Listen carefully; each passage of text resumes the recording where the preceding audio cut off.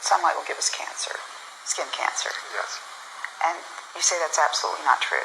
No, there is no proof to that effect. In fact, it's the opposite. That lack of sunshine causes skin cancer. You may know that many people have skin cancers in areas that are never even exposed to the sun. That's true. And so it's not the sun. The UVB is now taken off the hook. It's no longer the culprit. There's a brand new study that just came out and showed that UVB doesn't cause the cancer. It's the UVA.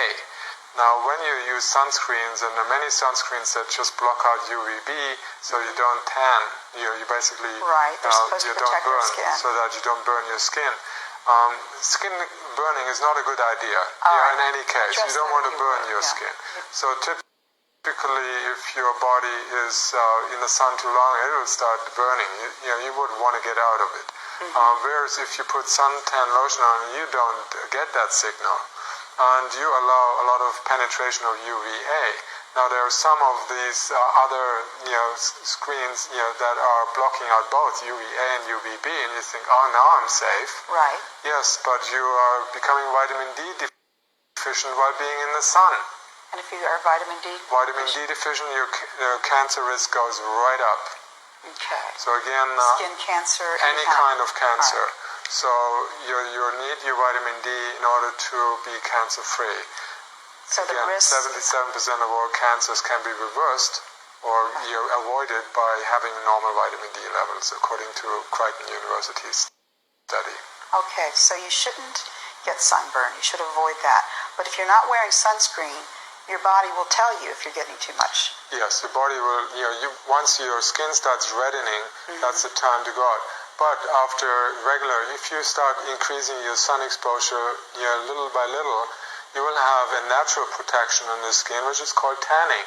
Yes, and I've then heard that. You can stay out in the sun hours. I lived in Cyprus for 15 years. It's 330 days sunlight, very bright sunlight, very warm. I could stay out in the sun all day long and would never have any sunburn or any damage to the skin. The best sunscreen is a good tan. Yes, and again, the people in the countries where they have the highest UV radiation, that is the equator, the countries near the equator, or the high altitude, the Swiss Alpine mountains or the German Alps, you have 400% more exposure to UV radiation. They don't have any skin cancers in those places. None. The places that have the most are places like London in England, very little sun exposure. The northern plains, Norway, Denmark, Finland, Scotland, the most, and Canada. And Canada. So the least where people have low vitamin D levels, not enough sun exposure during the winter month, that's often when they have the outbreaks.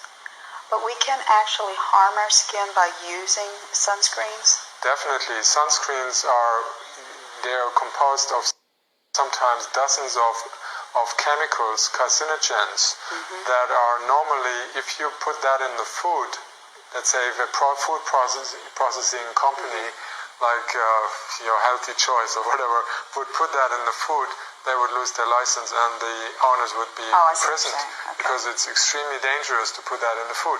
But you're allowed to put it on the skin. Where is it going? After an hour, you put some more and because it's gone. You absorb most of that stuff. These chemicals are highly absorbable. They enter the bloodstream, and where do they go? They go to the liver. And then the liver has to break them down. But that overtaxes the liver.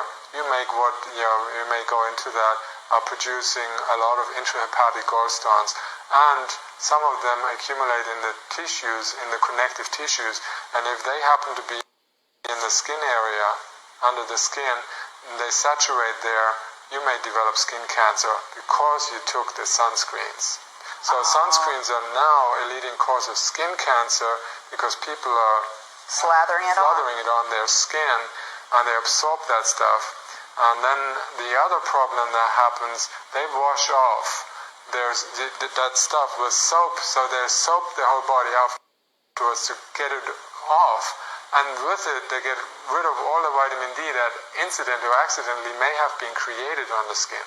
When you use soap after sunbathing, let's say even without sunscreens, if you just make vitamin D, make sure you don't use soap to wash your skin except under the arms and in the genital area where the sun doesn't go anywhere and the vitamin D is not made. You don't want to wash it off because the vitamin D stays on your skin for up to 48 hours and gradually is absorbed, and that's how you are building it in the body. So you don't want to wash it off. Not right with away. soap, not right away. Okay. So soap is not necessary anyway. I've not used soap except when you make your hands dirty with oil or something else. So you don't want to diminish your skin of the vital bacteria that live there, that reside there, that keep the skin healthy and nourished and produce certain vitamins actually on the skin. So the bacteria are best friends. You don't want to kill them off all the time.